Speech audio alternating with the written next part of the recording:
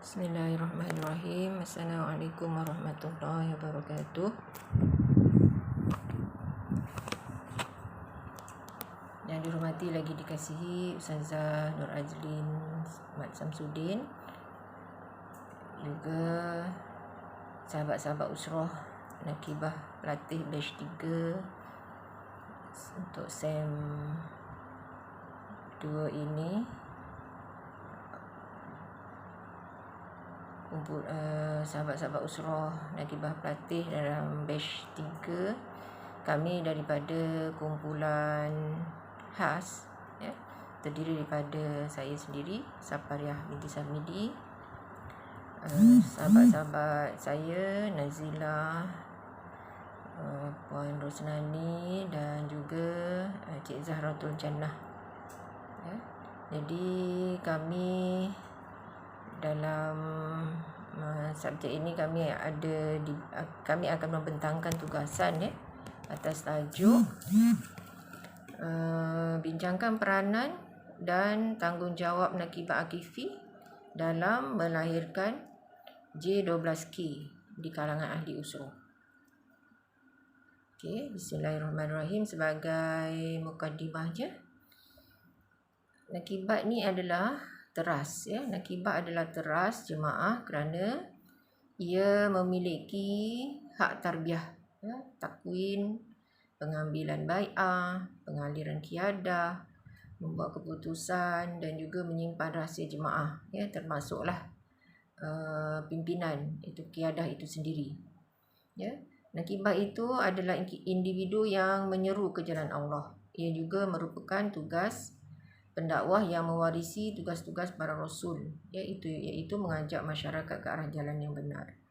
Jadi Allah telah menggariskan 4 tugas terpenting yang wajib dilaksanakan oleh para rasul dan para da'i, ya, sebagaimana yang telah kami nyatakan dalam tugasan yang lalu, ya, berdasarkan surah Al-Baqarah, firman Allah dalam surah Al-Baqarah ayat 191 yang bermaksud, nikmat berkiblatkan Kaabah yang kami berikan pada kamu itu samalah seperti nikmat kami mengutuskan kepada kamu seorang rasul dari kalangan kamu, iaitu Muhammad, yang membacakan ayat-ayat kami pada kamu dan membersihkan kamu dari amalan syirik dan maksiat, dan yang mengajarkan kamu kandungan kitab Al-Quran serta hikmah kebijaksanaan, dan mengajarkan kamu apa yang belum kamu ketahui.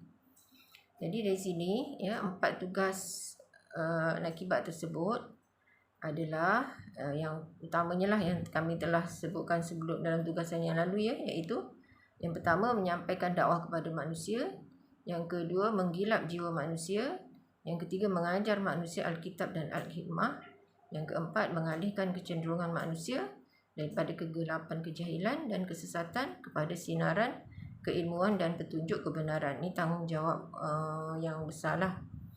Jadi namun dalam konteks jemaah PAS ini, ya, Nakibah itu sendiri sebagai murabbi, ya, sebagai pendidik, sebagai fasilitator, ya, yang mana melalui usrah dan juga program-program yang diaturkan, ya, dalam jemaah kita ini, PAS ini, ya, perlu melahirkan jentera, iaitu amilin yang bersifat akifi, ya, iaitu alim, haraki dan sufi, dalam memastikan jentera 12,000 berlaku, ya. Berdasarkan hadis Rasulullah SAW, maksudnya sebaik-baik sahabat ialah 4 orang, sebaik-baik pasukan peninjau ialah 400 orang, dan sebaik-baik tentera ialah 1,000 orang, dan 12,000 orang tidak akan kalah dengan sebab sedikit. Hadis ini riwayat Abu Daud dan Tirmizi. Justru Nakibah sangat dituntut untuk berperanan dalam pembentukan jentera 12K ini, ya, kerana kalau kita lihat sebelum-sebelum ni, ya, kadang-kadang kita ni terlibat dalam PAS ini tidak merangkumkan ketiga-tiga ciri itu, iaitu alim, haraki dan sufi. Kadang-kadang kita hanya masuk dalam PAS ini kerana pilihan raya, ya. Mungkin dari segi ilmu dan hal-hal rohani, ya, berkenaan kesufian itu tidak diterapkan, Ya, jadi atas kesedaran inilah ya, insya-Allah kita akan semoga Allah memberi kemenangan ya dengan terlahirnya jentera yang bersifat dengan alim, haraki dan sufi ini. Ya, mudah-mudahan kita akan menuju keredaan Allah dan Allah memberi kemenangan kepada Parti Islam Indonesia PAS untuk mendaulatkan Islam di bumi ini. Ya, justru sahabat yang dikasihi semua, kita akan lihatlah ya, peranan-peranan akibat ini akan dibentangkan oleh sahabat-sahabat saya seterusnya. Dipersilakan ya.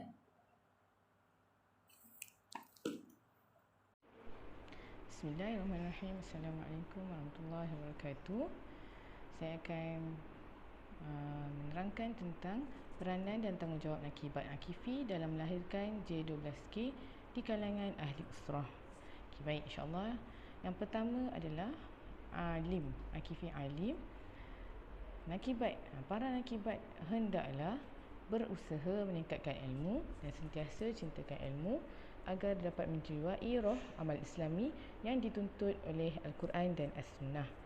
Selain itu, bidang-bidang ilmu dakwah seperti Al-Quran dan As-Sunnah, ilmu fiqh harakah, fiqh kemanusiaan dan pengurusan diri, iaitu emosi, tazkiyatun nafs, penyucian hati, perlu juga didalami.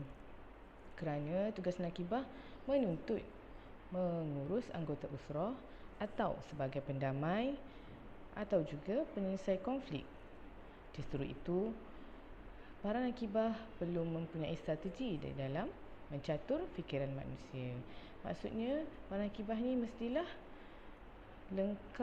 dilengkapi dengan ilmu-ilmu selain ilmu fardu ain dan sebagainya. Okey, ilmu tentang emosi, pengurusan dan sebagainya. Selain itu, peranan nakibah juga mestilah dituntut untuk memimpin masyarakat serta menjadi tempat rujukan dan pengaduan. Penglibatan para nakibah dalam aktiviti kebajikan, kesukarelawan, membantu mereka yang memerlukan dapat mendekatkan dengan masyarakat. Jadi para nakibah ni hendaklah sentiasa bersedia menjadi rujukan kepada ahli-ahli usrah. Selain itu, para nakibah juga perlu berusaha mendalami suatu bidang sehingga faqih seterusnya dapat menyalurkan khidmat bakti kepada ahli jemaah, ahli masyarakat, sekaligus mendorong anggota usrah pula untuk meneruskan kesinambungan kelak dan boleh menjadi amal jariah yang berterusan. Akhir sekali, para nakibah perlu bertanggungjawab menyalurkan ilmu dan mendidik anggota usrah berdasarkan manhaj ta'rif, takwin dan tanfiz, serta memastikan kandungan usrah yang disampaikan secara bijaksana. Itu adalah peranan nakibah Akifi melalui Akifi A. Yang pertama iaitu alim. Sekian. Assalamualaikum warahmatullahi wabarakatuh. Nama saya Rusnani binti Abu Talib. Saya merupakan ahli kumpulan 2 batch 3 Absar Selangor, batch khas. Okey, bahagian saya akan kupas berkenaan peranan dan tanggungjawab Nakibat Akifi dalam melahirkan J12K di kalangan ahli usrah, iaitu bahagian haraki yang berkaitan dengan haraki. Okey. Dalam aspek haraki, seorang Nakibat Akifi perlu bertanggungjawab membantu mengubah minda dan menangani aspek-aspek kehidupan dan membantu membentuk fikrah perjuangan ahli usrah untuk memahami matlamat perjuangan PAS dan memastikan anggota usrah istiqamah, taat dan walak kepada amanah Allah dan sentiasa bersiap siaga turun ke lapangan apabila diperlukan dan bersedia memikul amanah dalam tanzim haraki, dakwah dan siasah yang ditaklifkan. Itu yang pertama. Yang keduanya, sentiasa menggalakkan anggota usrah bermahabbah dan berukhuwah di kalangan ahli usrah, mengingati dan menggalakkan ahli usrah supaya memperelok amal ibadah yang wajib, sunat serta mempunyai semangat rela berkorban demi Islam. Seterusnya, sentiasa peka dengan hal-hal sekeliling kebajikan jiran tetangga dan masyarakat, serta sentiasa berdamping dengan institusi masjid, surau untuk lebih melakukan gerak kerja kebajikan dalam mendekati masyarakat untuk tujuan dakwah. Seterusnya, nakibat juga adalah seorang fasilitator. Justru mesti memahami dan dengan mendalami perjuangan PAS sama ada dari segi teknikal maupun konsep dan etika. Nakibat Akifi harus memastikan pembentukan akidah perjuangan yang betul kepada setiap anggota usrahnya. Dan yang terakhir, peka dan responsif terhadap isu semasa di semua peringkat dan bertanggungjawab menyampaikan amanat pimpinan kepada anggota usrah. Itu sahaja daripada saya. Seterusnya saya serahkan kepada sahabat saya untuk mengupas konsep Sufi pula. Assalamualaikum warahmatullahi wabarakatuh. Bismillahirrahmanirrahim. Assalamualaikum warahmatullahi wabarakatuh. Saya Nazilah binti Nesa dari kumpulan 2 Beshat akan memberi perkongsian mengenai tajuk Sofi. Dewan Muslimat PAS meletakkan kriteria Akifi sebagai penentu arah yang paling asas kepada seluruh ahli muslimat agar terus dapat menjalankan tugasnya di dalam dan di luar rumah tangga dengan penuh seimbang dan menjaga semua hak-hak yang telah ditetapkan Islam. Muslimat Akifi ialah muslimat yang alim, haraki dan sofi yang lahir daripada agenda pentarbiahan PAS sebagai gerakan Islam secara berterusan bertanzim menuju kemenangan yang dicita-citakan. Sofi bermaksud memiliki pegangan agama yang kuat dan sentiasa berusaha untuk taat akan segala perintah Allah dan Rasulnya dengan amal-amal soleh sebagaimana firman Allah dan surah Al-Ahzab ayat 31 yang bermaksud, dan sesiapa di antara kamu semua tetap taat ke perintah Allah dan Rasulnya serta mengerjakan amal yang soleh, kami akan beri kepadanya pahala amalnya itu 2 kali ganda dan kami sediakan baginya limpah kurnia yang mulia. Di antara kriteria G12K ialah melaksanakan solat apabila masuk waktu dengan penuh kesempurnaan dan ketakwaan. Ini akan melahirkan sifat-sifat takwa dalam membentuk peribadi dan semakin banyak kita melakukan solat wajib ditambah dengan solat sunat, maka bertambah kukuhlah iman seseorang itu.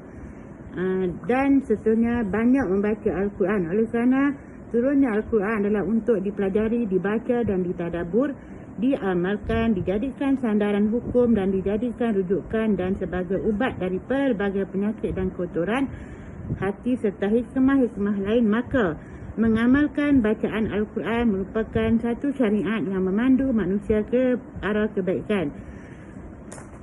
Untuk merealisasikan G12K juga, muslimat hendaklah memperbanyakkan zikir sebagai satu cara mengagungkan Allah dalam mendapat keberkatan di dunia dan di akhirat. Ia juga sebagai ubat penenang jiwa dan satu amalan yang sangat disukai oleh Rasulullah. Untuk merealisasikan G12K juga, muslimat digalakkan memperbanyakkan puasa sunat. Selain daripada puasa wajib, banyak puasa-puasa sunat yang boleh kita laksanakan seperti puasa Isnin dan Khamis, puasa hari-hari putih, puasa Ashura, puasa Syawal, puasa sunat Zulhijjah dan lain-lain lagi. Puasa juga dapat mendidik kita mengawal kehendak diri dan hawa nafsu selain menyucikan jiwa dan membangunkan kesedaran kemanusiaan dan spiritual. Untuk merealisasikan G12K juga, muslimat hendaklah banyak berkorban harta benda, iaitu menginfakkan harta benda di jalan Allah tanpa ada rasa sedikit pun keraguan di dalam hati, hanya semata-mata mengharapkan keredaan Allah. Seterusnya, untuk merealisasikan G12K juga, muslimat hendaklah berada di medan amal jama'i yang bermaksud bekerja secara berkumpulan dalam jemaah yang bertujuan untuk memartabatkan Islam secara berorganisasi, sistematik dan berstrategi. Firman Allah dan surah As-Saff, Bismillahirrahmanirrahim, Innallaha yuhibbul ladzina yuqatiluna fi sabili saffan ka'annahum bunyanun marsus.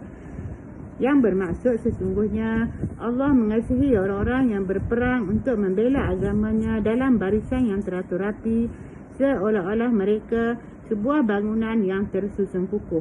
Di antara kepentingan amal jama'i ialah dapat bekerja secara berkumpulan.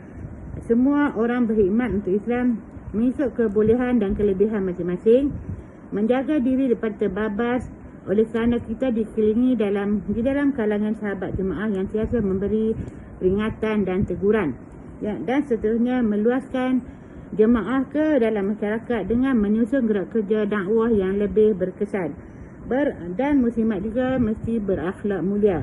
Muslimat sebagai perhiasan dunia yang terindah dan terhebat. Siapa yang hebat itu? Iaitu wanita yang saleh dan memiliki iman yang teguh. Muslimat juga mesti menjaga diri. Muslimat yang sentiasa menjaga maruah diri walau di mana sahaja mereka berada dan sentiasa menjaga batas-batas pergaulan. Dan yang terakhir, muslimat untuk merealisasikan dia 12K, muslimat juga memiliki sifat sabar dalam menghadapi apa jua dugaan dan cabaran, dan sentiasa mengharap pertolongan dan redha Allah dalam apa jua keadaan. Rasanya setakat itu saja pengisian mengenai sifat-sifat Sofi. Semoga kita tergolong dalam golongan orang-orang yang dikasihi Allah. Sekian, wabillahi taufiq wal hidayah. Wassalamualaikum warahmatullahi wabarakatuh.